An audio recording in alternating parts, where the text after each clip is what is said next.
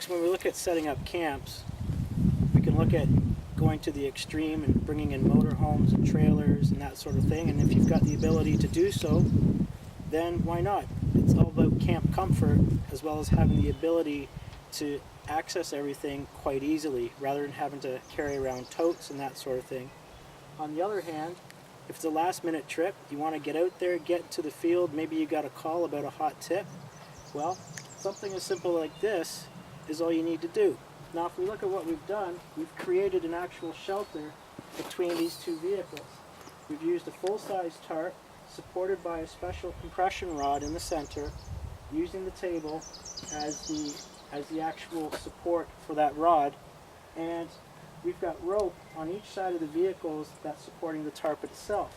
So when the wind tries to pick up, what it's going to do is apply pressure to the other side of the tarp, causing it to just dissipate the energy, and it won't flutter or anything like that.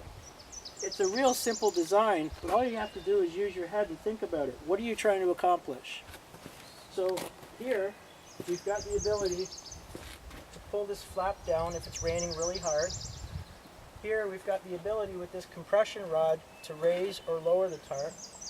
And of course at the back, if it did rain, we can use another compression rod to lift up the back end of the tarp to drain the rain off.